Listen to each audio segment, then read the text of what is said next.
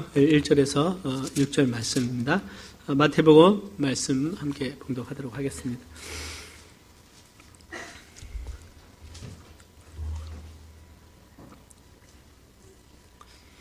비판을 받지 아니하려거든 비판하지 말라.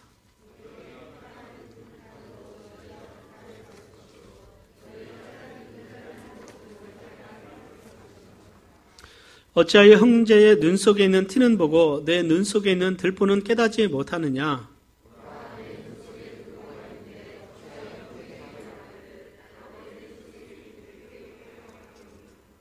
외식하는 자여 먼저 내 눈 속에서 들보를 빼어라. 그 후에야 밝히 보고 형제의 눈 속에서 티를 빼리라. 계획이 좋고 신주를 돼지 앞에 던지지 말라. 너희가 그것을 발로 밟고 돌이켜 그를 찢어 상할까 염려하라. 아멘. 다 같이 앉으시겠습니다. 오늘은 마태복음 강의 21번째입니다. 판단하지 말라라는 제목으로 함께 말씀 나누겠습니다. 우리가 전도 집회를 하는 과정 속에서 마태복음을 한 2, 3주 못했는데요.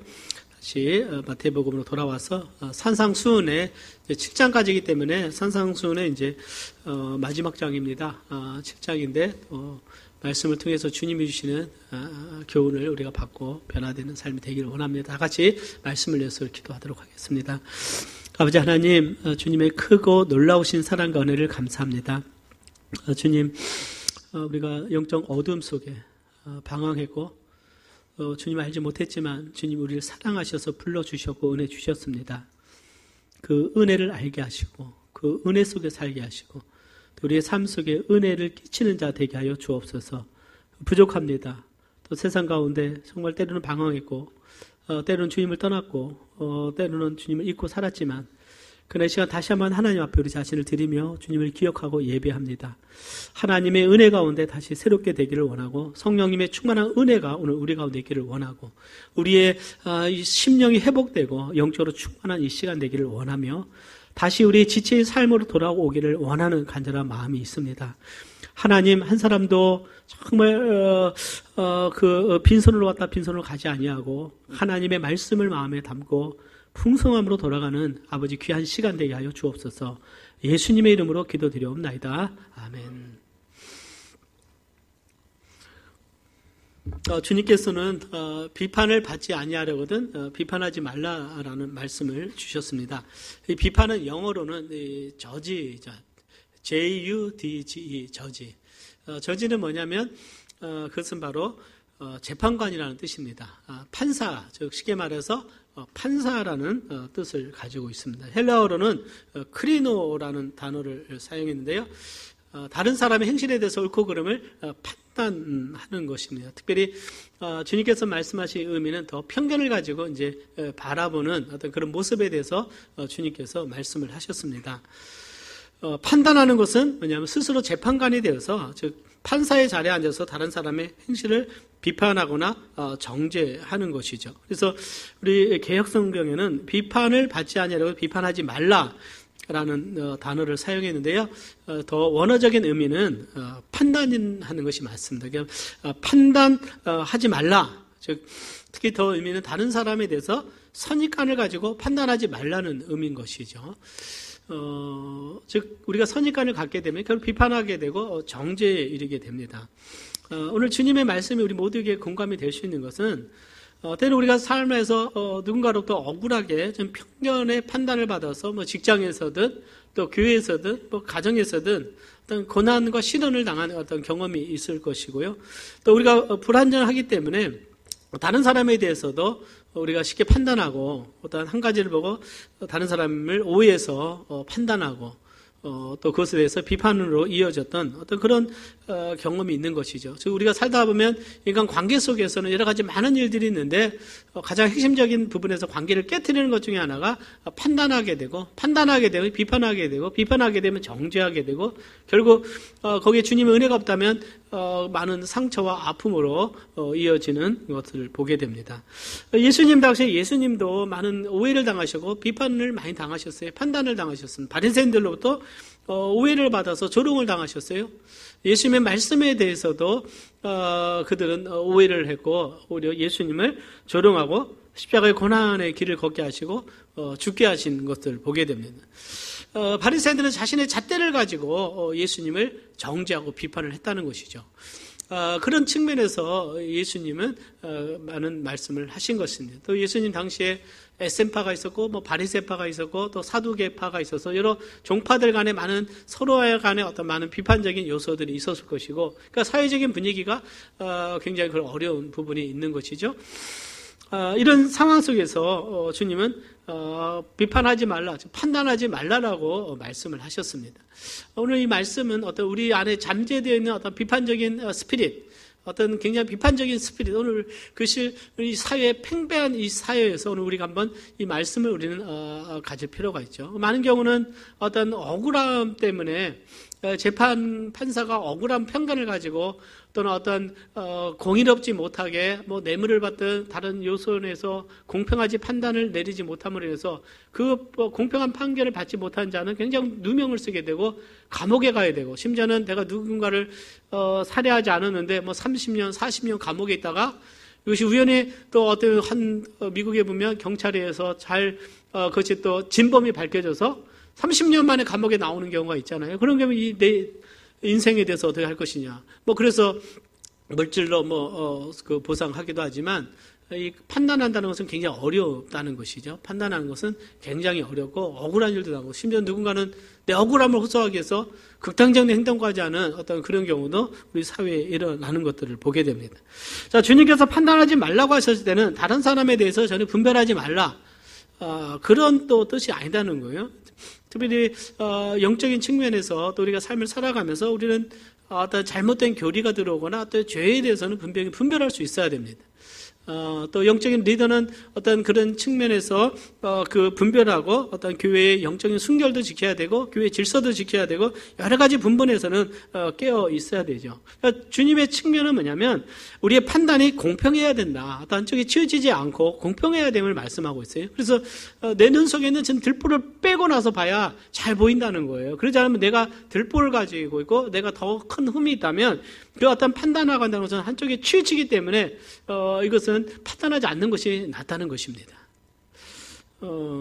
우리 하나님은 공평의 하나님이십니다.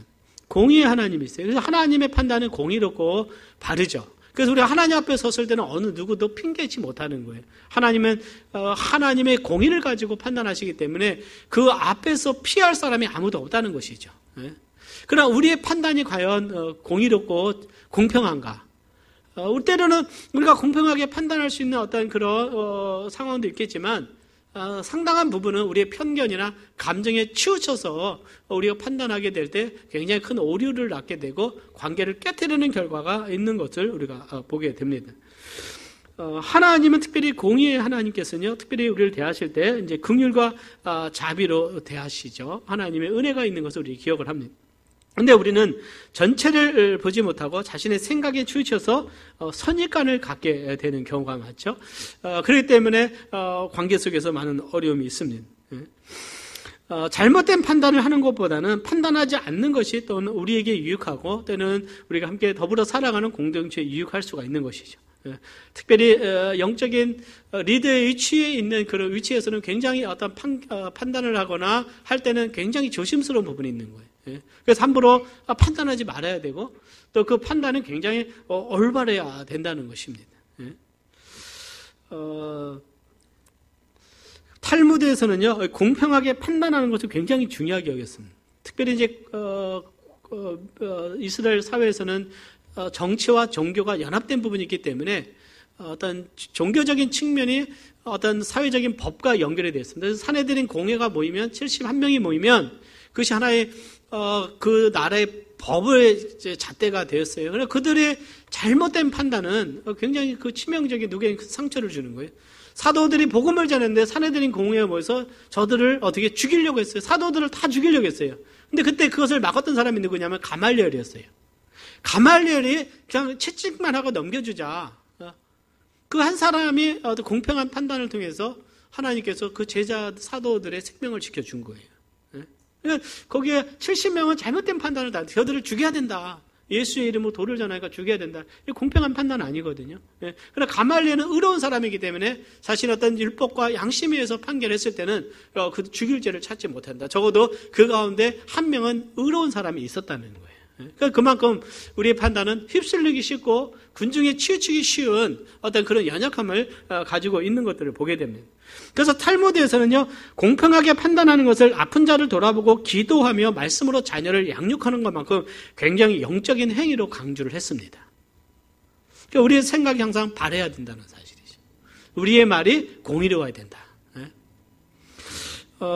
당시의 유대인 사회에서는요, 또 하나님의 말씀에 따라서 공평하게 판단하는 노력이 있었어요. 한 예를 듭니다. 예를 드는데요. 한 유대인이 자신의 누군가의 친구의 결혼식에 초대를 받지 못했어요. 굉장히 그것을 수치스럽게 여겼습니다. 결혼식에 참석해서 함께 축하를 해주고 음식을 나누면서 함께 즐거워야 되는데 초청장이 없으면 갈 수가 없는 거예요. 그러자 많은 생각들이 오가지고 왜 내가 무시를 당했는가? 왜 나는 왜 이렇게 그렇게 참석하지 못할 이유가 무엇인가? 여러 가지 부정적인 생각을 하게 되면서 그러면 난 다른 사람을 다시 보지 말아야 되겠다. 뭐 그런 생각들이 오게 되는 거예요. 그때 이제 친구들이 모이게 됩니다. 그래서 모여서 상처를 준 사람을 이해를 시키려고 하는 거예요. 근데 이렇게 말했다고 해요. 아마 그는 많은 사람을 초청할 수 있는 재정적인 여유가 없었기 때문에 지금 이해를 해야 되지 않냐. 그런 거예요. 또 다른 사람은 말하면 아마도 그 사람이 초청장을 보냈을 거라고 생각을 해서 착각했을 것이다. 그러니까 아마 그 착각했을 거니까 그게 꼭 나쁜 마음으로 한 것은 아니고 당신을 무시하려고 한 것은 아니니까 잘 어떻게 이해를 하고 다음에 한번 밥 먹고 한번 서로 오해를 풀었으면 좋겠다. 그럼을 통해서 관계를 화해시키려는 노력을 했다는 거예요. 그러면 어떻게 해요? 항상 어떤 측면에서 보면 한 단계 건너뛰면 모든 것이 어떻게 그것이 편견이나 그 판단이 더 가중되게 되고 그러면서 결국은 뭐예요? 서로 아픔과 상처만 남게 되기 때문에 서로를 이해하려고 노력이 있었습니다. 상처받은 사람, 초청받지 못한 사람의 부정적인 생각을 긍정적인 시각으로 바꾸도록 나쁜 감정을 생기지 않도록 이해하려고 하는 노력을 하도록 돕는 사람들이, 친구들이 있었다는 거예요. 이것이 바로 화평케 하는 것이죠. 우리는 다른 사람의 행위에 어떤 숨어있는 동기에 대해서 긍정적으로 보나 나쁘게 볼 수 있습니다. 그래서 우리는 선택을 할 수가 있는 거예요. 또 우리의 그 선택했을 때 부정적으로 보게 되면 나도 부정적으로 반응하게 되지만, 그러나 이것이 동기가 정말 올바르고 또 동기는 좋았는데 뭐가 과정 속에서 실수가 있었으니까 그냥 그것에 대해서 우리가 이해를 하면 모든 게 풀어질 수가 있다는 거예요. 그러니까 우리는 한 가지를 보고 모든 것들을 판단하고 그렇게 하는 것은 내가 어떤 편견에 사로잡혔다. 이런 어떤 모습이냐? 정치적으로 뭐 야당과 여당이 있으면 야당은 여당하는 거는 뭐 무조건 반대.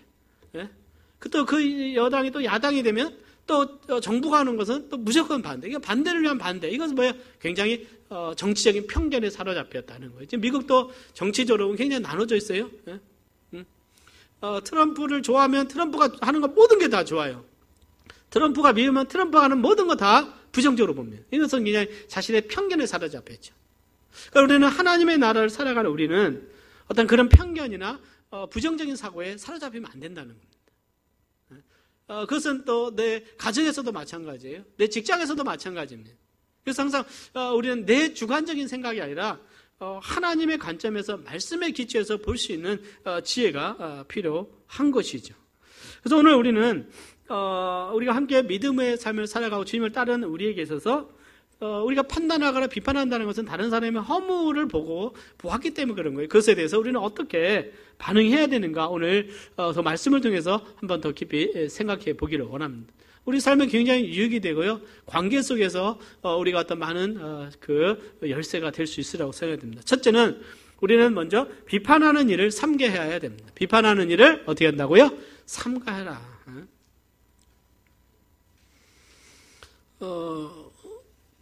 주님은요, 서로 인간관계 속에서 일어나는 일을 지금 말씀하고, 때로는 주님 산상수는 하나님 앞에 우리가 어떻게 나갈 것인가, 경건에 대해서, 6장은 주로 하나님과의 관계 속에서 참된 경건이 무엇인가. 하나님 앞에서 참된 경건은 사람에게 보이려고 의를 행하지 말고, 골방에 가서 기도하고, 기도할 때 중언부언하지 말고, 여러 가지 측면에서 주님이 가르쳤어요. 그러면 이제 7장에서는 사람들과의 관계 속에서는 어떻게 해야 되느냐. 첫째 주님 말씀하신 건 뭐예요? 비판하지 말라. 자, 비판하기 전에 뭘 먼저 합니까? 판단하지 않아. 저지 not. 판단하지 마라. 재판관에 앉아서 이렇게 하지 말라는 거예요. 우리는 다른 사람의 허물에 대해서 쉽게 판단하고 비판함을 통해서 자신의 욕구를 채울 수는 있습니다.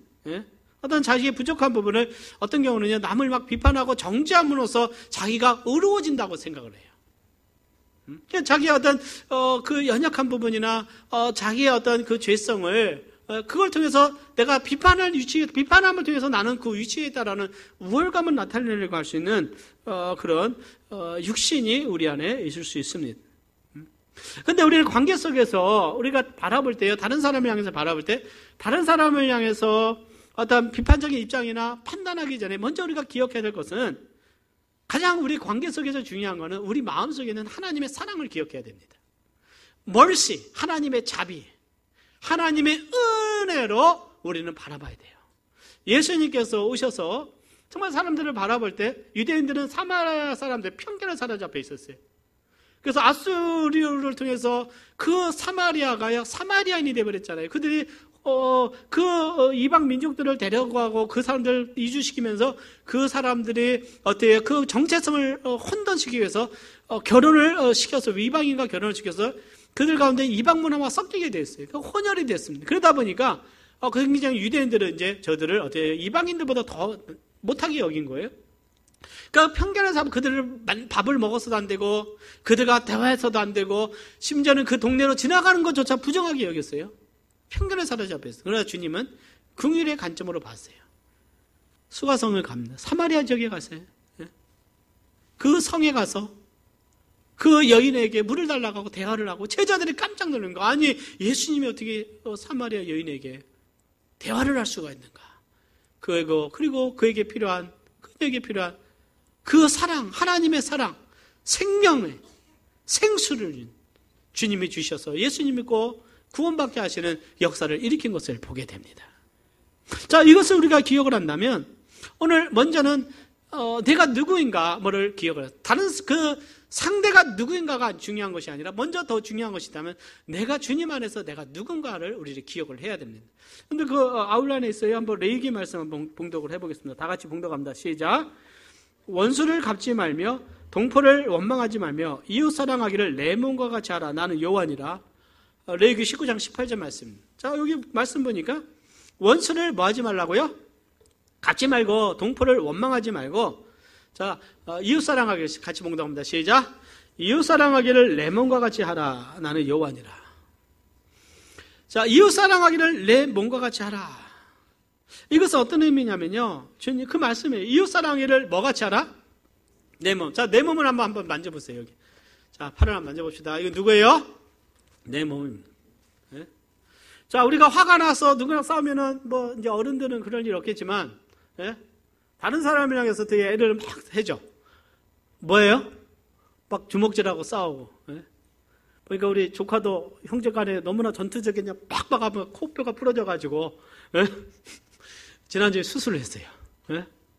자, 아무리 화가 나서 내가 내 코를 막 때리면서 그렇게 합니까? 그러진 않죠. 10대다 보니까 한참 동생을 형한테 어떻게 돼서요?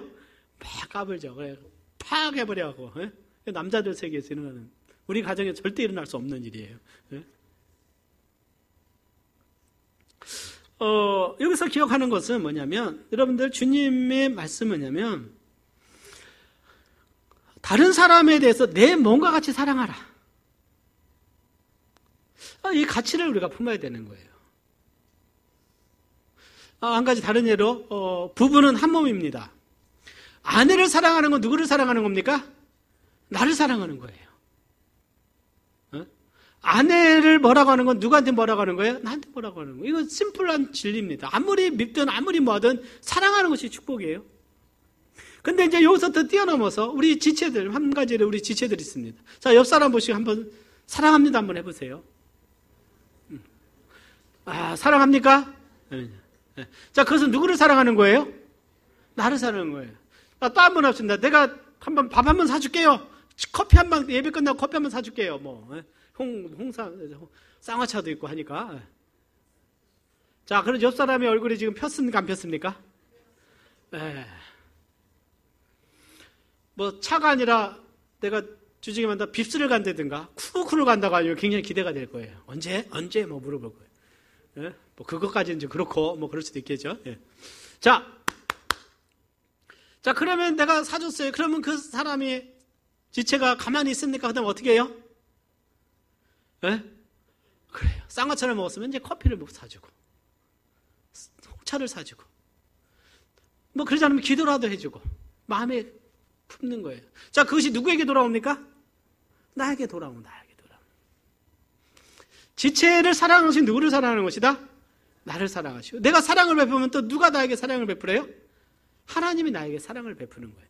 자, 근데 이제 뭐가 마음에 안 졌어요? 네? 내가 옆 사람 한번 착 찡그리면서 한번 이렇게 해봅시다. 찡그리면서, 뭐 찡그리지는 않겠지만, 예? 빠바바바 해보세요. 뭐, 한 네 자로 빠바바바. 뭐, 이걸로 다 끝나버리는 거예요. 자, 그러면은, 어떻게 옆 사람이 그럼 얼굴이 좋아지겠으면 안 좋아집니까? 안 좋아지는 거예요. 두고 보자. 두고 보자. 예? 그러면서 어떻게 됩니까? 냉전이 시작이 된다. 냉전이. 그건 나를 해치는 것이다. 나를 해치는 것이다. 하는 거예요. 자, 이 심플, 간단한 진리가 되는 것입니다. 자기 자신을 향해서 내가 화를 내도 내 자신을 향해서 욕을 하거나 험담하는 사람이 있어요. 자, 내가 철이 형제를 만나서 요즘 철이 형제 계속 근태 형제를 만났어요. 내가 화가 났어. 누구에게 화가 났어? 나한테 화가 났어요. 내가 어떻게 했고, 내가 뭘 했고, 내가 뭐 해서 나 한 대 때려줘. 그러진 않겠죠. 응? 나에 대해서는 얘기하지 않는다는 거예요. 왜요? 나를 사랑하니까. 허물이 있으면 감추려고 하고요. 웬만하면 포장하고 하고. 예? 나갈 때는 늘 어떻게 해요? 외형적으로는 화장도 하고, 옷도 좀 좋은 옷도 입고, 뭐 여러 가지 내 자신을 보호하죠. 그러나 다른 사람에 대해서는 난 그만큼 사랑하느냐 하는 거예요. 그러니까 하나님의 말씀을 우리에게 주는 말씀은 이웃을 내 몸과 같이 사랑하라. 나에게 하듯이 상대에게 하다. 그러면 상대의 허물에 대해서는 어떻게 해야 됩니까? 내가 판단하고 비판하고 정죄하는 것이 아니라 그것을 이해하려고 노력한다는 것이다. 다른 사람의 허물에 대해서는 굉장히 어떻게 해요? 내가 비겁한 적이 없어서 내 자신에 대해서는 굉장히 관대한다. 이것이 바로 잘못된 거예요. 그것은 주님 말씀 위선이에요. 바리새인과 같다는 것입니다. 응? 법의 재판에서도요, 한 사건을 두고 뭐 일주일 내에 끝나지 않아. 어떤 경우는 뭐 몇 달 가기도 하고 변론하고 서로 변론하고, 판사는 검사의 말도 듣고 또 변호사의 말 변론하고요. 또 2차도 하고 3차도 하고, 예, 올바른 판단을 내고 있어요. 근데요, 법은 또 이런 게 있어요.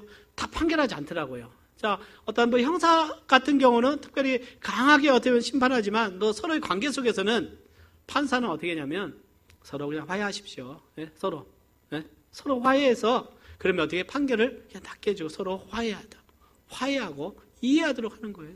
예? 그래서 특별히 어떤 판단에서도 올바른 판단을 하기 위해서 그 기간이요, 몇 달 가기도 하고 또 몇 년 가기도 하면서 그 판결한 거를 올바르게 하려고 굉장히 노력하는 것들을 보게 돼요. 그러나 우리는 연약합니다. 우리는 감정이 있어요. 근데 갑자기 감정이 안 좋아지면 내가 스스로 판단을 내고 내가 결론을 내고 내가 어떻게 해요? 더 나가서 복수까지 하게 되면서 모든 게 끝. 어떤 그런 상황으로 우리가 몰아갈 수 있다는 것입니다. 그러니까 얼마나 우리가 하나님 보시기에 내가 연약한가 어리석은가 하는 거예요. 모든 사람들은 하나님의 형상으로 지음받은 하나님의 사람인 줄 믿습니다. 모든 사람들은 존귀 여김을 받을 그 존귀함이 있는 거예요. 모든 사람들은 인격이 있어요. 내 자녀라도 내가 함부로 말하면 안 되는 것입니다. 인격이 있어요. 존귀함을 받아야 되는 것입니다. 여러분들 누가복음 6장 36절 말씀 한번 보도록 하겠습니다. 우리 같이 한번 봉독합니다. 시작. 너희 아버지의 자비하신 같이 너희도 자비하라. 비판하지 말라. 그리하면 너희가 비판을 받지 않을 것이요. 정죄하지 말라. 그리하면 너희가 정죄를 받지 않을 것이요. 용서하라. 그리하면 너희가 용서를 받을 것이요. 주라. 그리하면 너희에게 줄 것이니 그 후이 되어 누르고 흔들어 넘치도록 하여 너희에게 안겨주리라. 너희의 헤아리는 그 헤아림으로 너희도 헤아림을 도로 받을 것이니라. 관계 속에서의 아버지의 자비하신 같이 먼저 자비하라는 것입니다. 내가 자비의 마음을 품고 있으면요, 다른 사람에 대한 비판이나 정죄를 멈추게 돼요. 내가 내 자녀를 사랑하는 것만큼 허물을 덮어주게 되고, 그리고 내가 부모는 자녀를 잘 판단하지 않아요. 그냥 자녀는 판단의 대상이 아니라 어떤 대상입니까? 내 사랑을 받을, 내 긍휼의 대상이요, 자비의 대상이에요. 왜요? 사랑하니까. 그것은 하나님의 사랑이 내 안에 있다는 것입니다.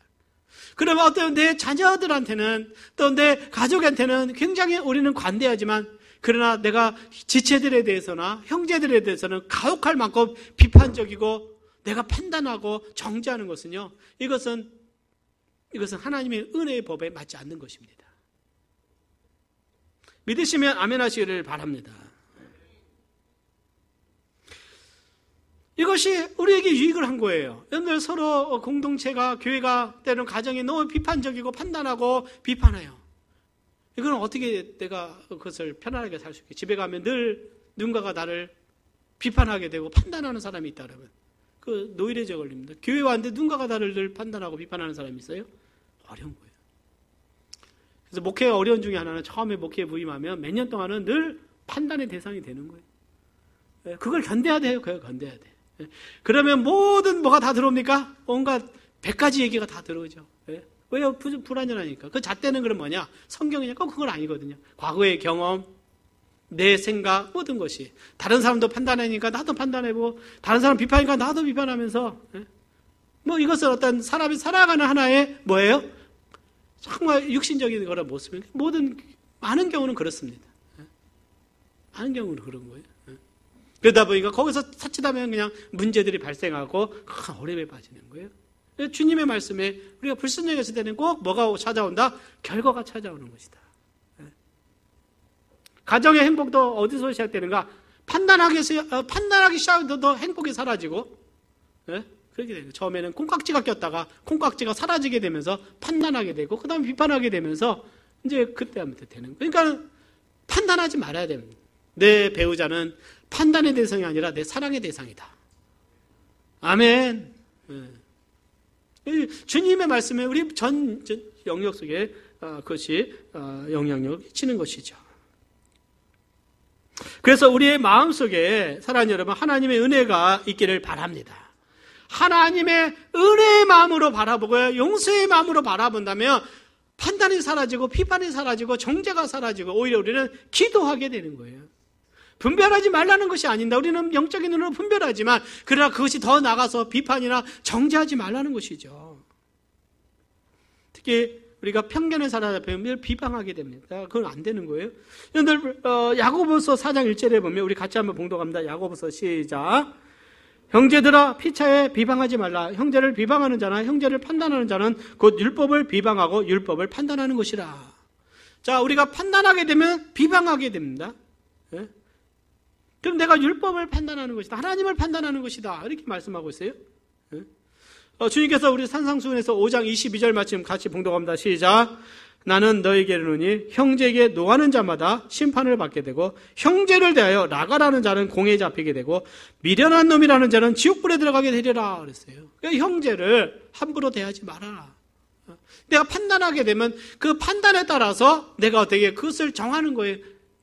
그 무게를 정해서 내가 그것을 판단하고 비판하고 정죄하는 죄에 빠질 수 있다. 내가 재판하는 자리에 있어서 내 말이 마치 법인 것처럼 주장하는 것은 내 스스로 내가 그 하나님 말씀에 불순종하게 되는 것이죠. 로마서 14장 14절 말씀 한번 봉독합니다. 다 같이 시작. 내가 어찌하여 내 형제를 판단하느뇨? 어찌하여 내 형제를 업신여기느뇨? 우리가 다 하나님의 심판대 앞에 서리라 그랬어요. 네가 어찌하여 형제를 판단하고 어찌하여 형제를 업신여기냐? 이방 사회에서 구원받은 자들이 로마 교회에 들어왔어요. 유대에서 구원받은 자들과 갈등이 있습니다. 유대인들은 이방인들을 비방하고 이방인들은 유대인들을 비방하면서요, 서로 마음이 합하지 않는 거예요. 왜 너희들은 서로 업신여기고 서로 비방하느냐, 판단하느냐? 우리는 다 하나님의 심판대에 서서 그리스도의 심판을 받을 것이다. 그러면 서로를 받아들이고 서로를 격려하고, 그리고 우리 각자의 목은 주님께 가서 판단을 받자는 거예요.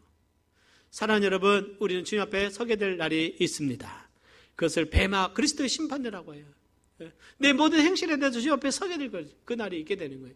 그러므로 겸손히 우리는 형제를 판단하고 비판하는 일에 우리 열정을 쏟는 것이 아니라 우리 형제를 세우고 몸을 세우고 우리가 주님 앞에 정말 주님 맡기신 사명을 감당하는 데 우리 열정을 쏟는 우리가 되기를 바랍니다.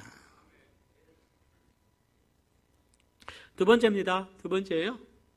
우리는 먼저 자신의 허물을 보라 이렇게 말씀하고 있어요. 먼저 뭘 보라고요? 허물을 보라. 우리가 특별히 판단에 주의해야 될 것이 오늘 주님 말씀하셨어요.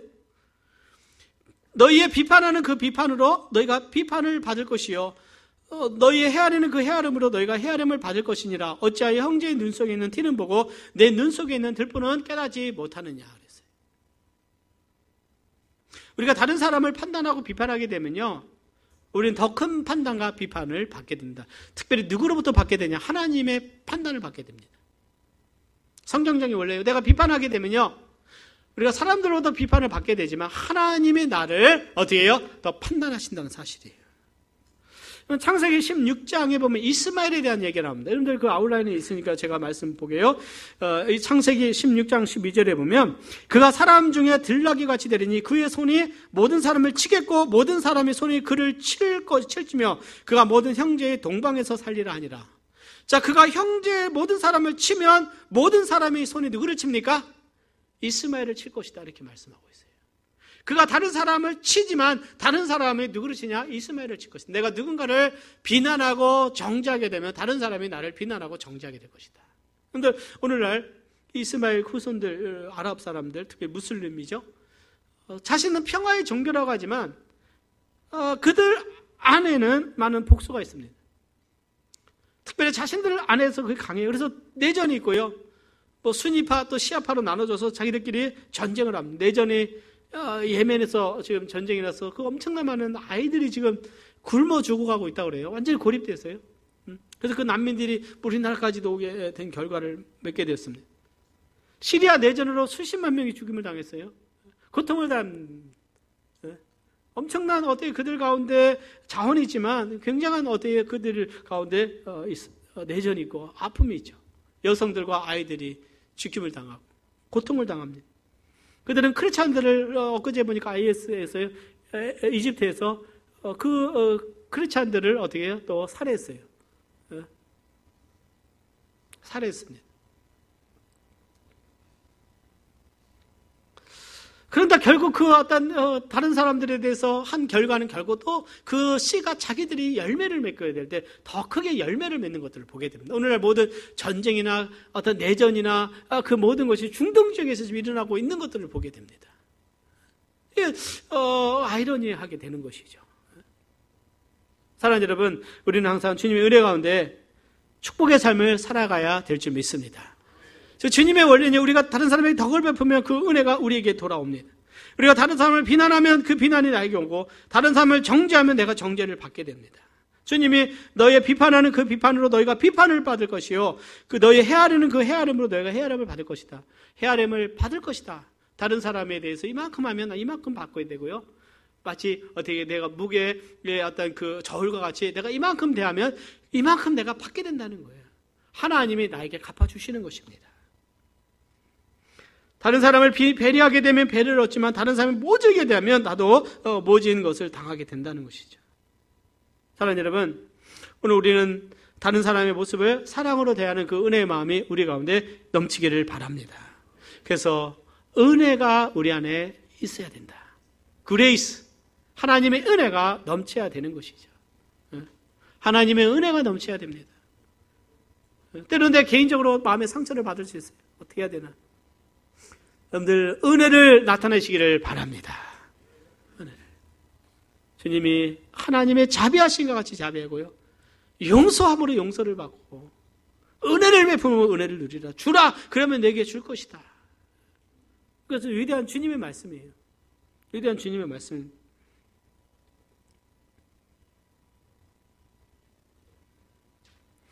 특별히 오늘 주님 말씀이 오늘 내 눈 속에 들보가 있다는 말씀이잖아요. 이거 뭐냐면 다른 사람은 티끌을 보지만 하나님 보시기에는 내 안에는 뭐가 있다? 들보다. 들보는 큰 기둥입니다. 티끌과 뭐예요? 들보가 비교가 되겠습니까? 들보는 그냥 집을 받치고 있는 기둥인데요. 티는 그냥 작은 먼지에 불과한 것이죠. 이리 와, 내가 빼줄게. 티를 제거해줄게. 근데 먼저 뭘 빼라? 내 안에 있는 뭘 빼라? 들보를 빼라는 거예요. 즉 자신의 큰 허물을 먼저 발견하게 되면 다른 사람의 허물에 대해서 관대해지고 비판을 절제하게 된다는 것입니다. 7장 3절 같이 봉독합니다. 시작. 어찌하여 마태복음 7장 3절 시작. 어찌하여 형제의 눈 속에 있는 티는 보고 내 눈 속에 있는 들보는 깨닫지 못하느냐. 형제에게는 작은 허물이 있어요. 그냥 작은 허물입니다. 우리가 같이 주님을 섬기다 보면 또 가족들과 같이 살다 보면요, 작은 허물이 쉽게 보입니다. 그래서 거기에 대해서 훈계를 할 수 있어요. 그러나 우리는 자신을 먼저 살펴야 되는 것이죠. 왜요? 우리에게는 그런 허물이 있거나 더 큰 허물이 내게 있기 때문인 것이죠. 하나님의 눈에 비친 우리는 나는 더 큰 허물이다. 들보가 있다. 그래서 내 들보를 먼저 눈에서 빼라 그랬습니다. 이것은요, 사실 주님께서 바리새인들의 그런 모습들을 지적을 하신 거예요. 바리새인들은 늘 가르치려고 합니다. 늘 어떻게 다른 사람을 비판하고 정죄했어요. 그러나 그들 안에는 하나님에 대한 사랑이 없었어요. 그들에게는 공의가 없었습니다. 자신의 눈에는 들보를 가진 자가 다른 사람의 눈에 있는 티를 보고 책망을 한다면 그 결과가 어떻게 되겠습니까? 네? 그 사람이 뭘 보고 있어요? 비판하는 자의 그 들보를 보고 있는 거예요. 그때 이런 말을 하면 당신은 이런 말을 할 자격이 있습니까? 네? 오늘 그러므로 주님의 말씀을 통해서 우리는 정말 어떻게 내 허물을 크게 보고 그 부분을 주님 앞에 내려놓을 수 있는 오늘 우리가 되기를 바랍니다. 우리는요, 다른 사람의 허물은 크게 보지만 내 자신의 허물에 대해서는 작게 보고자 하는 성향이 있어요. 나에게는 관대하지만 내 허물에 대해서는 그냥 뭐 당연하게 생각하고 다른 사람에 대해서는 크게 보면서 비난을 하는 것은요, 하나님의 공의에 맞지 않는 것입니다. 이번에 지난주에 한 국회의원이 음주운전하다 걸렸어요.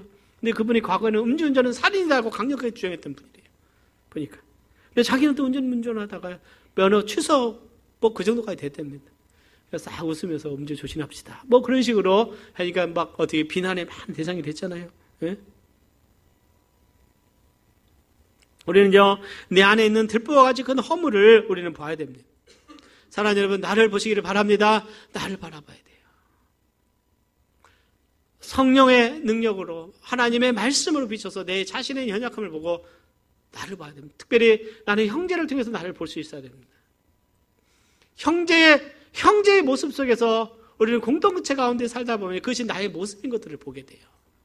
그래서 그것을 내가 정죄하고 비판하기보다는 이것이 나의 모습이구나. 나의 모습이구나. 왜요? 우리는 동일한 속성을 많이 가지고 있습니다. 누군가가 막 거짓말하고 있으면요, 나도 거짓말하는 속성이고, 누군가가 비판적인 스피릿을 가지고 나도 비판적인 스피릿이 있기 때문에 저런 부분들에서 내가 고쳐야 되지. 내 자신을 돌아봐야 된다는 거예요. 내게는 더 큰 일이 있습니다. 그래서 주님은 이런 말씀하셨어요. 외식하는 자요. 외식은요, 위선자입니다. 위선자요. 먼저 내 눈 속에서 들보를 빼어라. 그 후에야 밝히 보고 형제의 눈 속에서 티를 빼리라. 이렇게 말씀하고 있어요. 내가 들보를 빼고 난 다음에 그 다음에 형제의 눈 속에 있는 티를 뺄 수가 있다는 것이죠. 죄악의 마음이 가득하고요, 하나님을 떠나 있으면 자신이 범하는 죄에 대해서는 아무 느낌을 갖지 못할 때가 있습니다. 그래서 자신의 죄에 대해서는요, 느낌을 갖지 못하면서 대신에 다른 사람의 허물을 막 보기 시작하고 비판하고 자신의 의로움을 드러내려고 하는 인간의 속성이 있음을 보게 돼요. 그러나 우리가 하나님 말씀 앞에 살아가고 성령님과 동행하며 말씀 가운데 살아간다면 늘 내 자신을 경계하고 내 자신을 돌아보면서 형제를 비판하고 정죄하는 것이 아니라 판단하는 것이 아니라 오히려 기도하고 말씀으로 세워주고 주님 안에서 함께 세워져가는 은혜가 있게 될 줄 믿습니다. 오늘 과연 내 들보가 무엇인가? 오늘 주 앞에 회개의 역사가 일어나야 됩니다. 내 들보를 알게 된 그 사람은요, 영적으로 성숙한 사람입니다. 그때 하나님은 그에게 영적인 권위를 주셔서 다른 사람을 훈계하고 가르칠 수 있는 영적인 권위를 주시는 거예요. 이것은 교회를 통해서 주시기도 합니다. 그래서 우리 안에 목자님이 세워지고 집사님들이 세워지고 또 어떻게 보면 사역자님들이 있어서 영적 성숙을 통해서 우리가 가르치고 또 말씀 안에 세워지도록 권면하는 거예요. 그래서 사도 바울은 감독은 책망할 것이 없으며 외인에게서 선한 증거를 얻은 자라야 한다 이렇게 말씀하고 있습니다. 너를 판단하는 자리에 있다는 것은 굉장히 어려운 자리예요. 그래서 정말 사역자로 세워지고 목회자로 세워질 때는 책망할 것이 없어야 된다.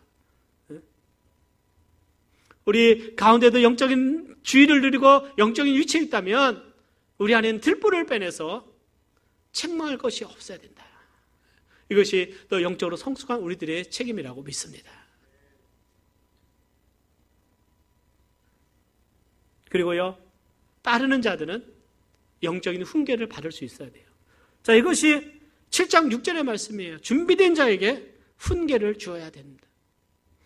우리 말씀 우리 함께 보겠습니다. 7장 6절 같이 봉독합니다. 시작. 거룩한 것을 그에게 주지 말며 너희 진주를 돼지 앞에 던지지 말라. 저희가 그것을 발려받고 돌이켜 너희를 찢어 상할까 염려하라. 자신의 들불을 빼어난 자는 이제는 어떻게 흠이 없는 자로 세워지게 될 것입니다. 이제는 다른 사람을 가르치는 영적인 지위를 얻게 돼요. 그러면 영적으로 분별해서 그 다른 사람을 권면하고 후계하게 되죠. 근데 영적으로 훈계하고 가르칠 때는요, 오늘 주님의 주님께서 말씀하신 것이 있어요. 분별력을 가지라. 분별력을 가지라. 이게 뭐예요? 거룩한 것을 먹여 주지 말고요, 개에게 주지 말고 너희 진주를 돼지 앞에 던지지 말라. 이스라엘의 과학 구조를 보니까 그 집 안에서 그들은 이 짐승들을 키웠어요.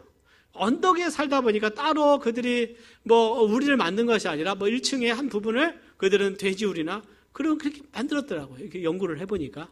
그리고 2층에 집을 짓고 살거나 같이 살았어요. 그래서 거기에 항상 그들의 짐승은 항상 그들의 삶의 일부분이었어요. 근데 어떻게 해요? 어느 누구도 지혜로운 사람은 개에게 거룩한 것을 주지 않고 돼지 앞에 진주를 던지지 않는다는 거예요. 왜요? 그 가치를 모르고 그것을 발로 밟게 됩니다. 그리고 오히려 그 던진 자를 찢어 상하게 한다. 이것은 이 거룩한 것과 진주는 하나님의 말씀이요, 이것은 하나님의 영적인 훈계와 교훈을 말하고 있어요. 진리의 말씀인 것입니다. 이 시대에 하나님의 말씀을 우리가 전할 때 다 받는 건 아니잖아요. 다 받는 건.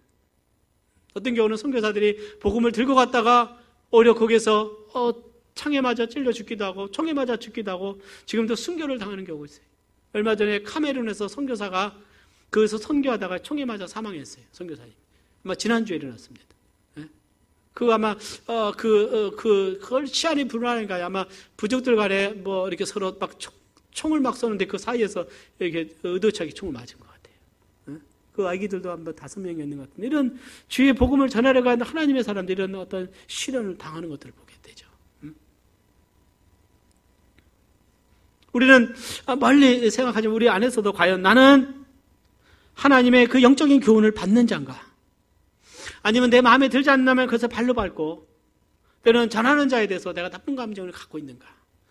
때로는 내가 영적인 리더가 나에 대해서 뭔가 교훈을 줄 때 내 그것에 대해서 내가 받지 않고 발로 밟고 오히려 내가 비판하고 비난하면서 그것에 대해서 나쁜 감정을 갖고 있는가? 한번 우리 자신들을 돌아봐야 될 줄 믿습니다. 지혜에 대한 부분인 것이죠. 오늘은 굉장히 자기 중심적인 시대에 살고 있어요. 학교에서 선생님들이 정말 아이들 가르치기가 어려운 시대에 살고 있습니다. 이 권위라는 것이 지금은 막 무너져가고 있어요. 대통령의 권위도 우리나라에서는 사람들이 댓글을 하다 보니까 너무 막 조롱하는 말들을 너무나 많이 쏟아져요.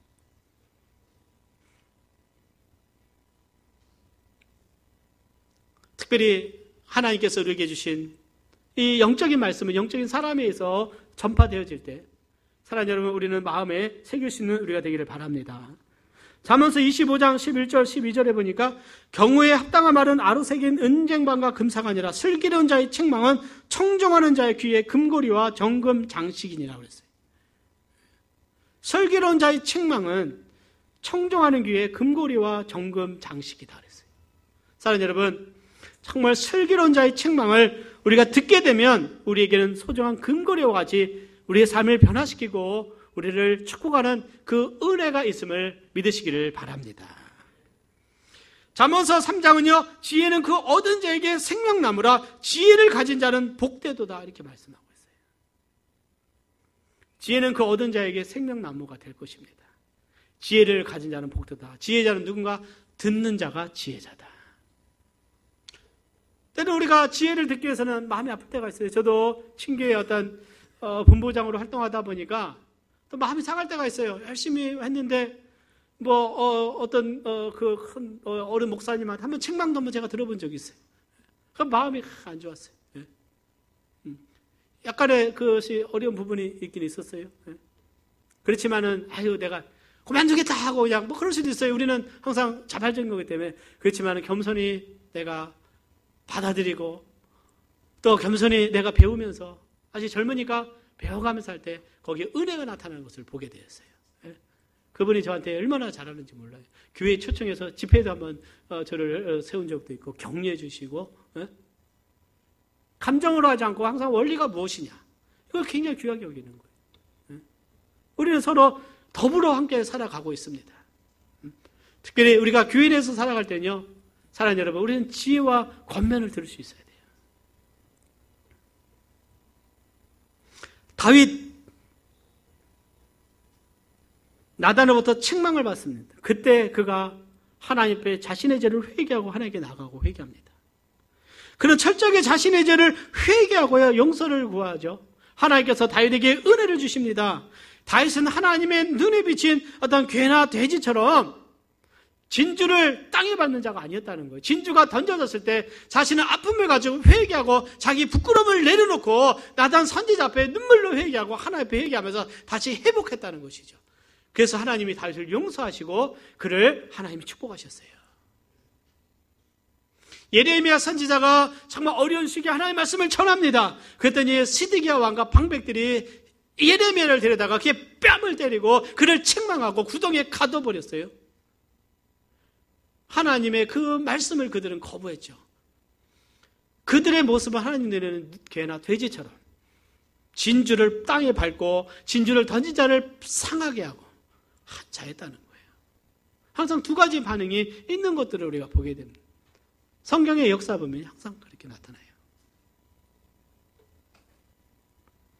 그들은 좋은 말만 하는 건지 선지자의 말을 듣고 따랐어요. 그들은 영적인 교훈을 받을 자격이 없어서 결국은 그들은 멸망하고 스데기야는 눈이 뽑혀가지고 바벨론의 포로로 잡혀가요. 그 아들들은 어떻게 다 죽임을 당하고 나라가 멸망하게 됩니다. 오늘 우리는 하나님의 말씀은 생명의 말씀이요, 영적인 교훈이요, 우리에게 진주와 보배다. 그 사실을 우리는 기억하시기를 바랍니다. 하나님의 그 말씀은요, 우리 죽은 자에게 생명을 주는 강력한 말씀이에요. 이 말씀을 우리는 듣고 있을 때 이 한 말씀을 정말 내가 깨닫고 이 말씀 앞에 내 자신을 회개하고 말씀 앞에 붙들고 살아가면 우리가 하나님 앞에 승리하는 삶의 원동력이 되지만, 그러나 그 말씀을 늘 받을 때마다 발로 밟고 받을 때마다 그것을 그냥 흘러보내서 내 마음에 아무것도 남지 않는다면 난 무엇을 붙들고 오늘 주님께 나와서 예배를 드리는데 난 무엇든 진주를 가지고 이 자리에 나가냐 하는 것이에요. 판단하고 있습니까 혹시요? 판단하고 있습니까? 그러면 진주를 보는 것이 아니라 나는 내가 재판관에 앉아있다는 것입니다.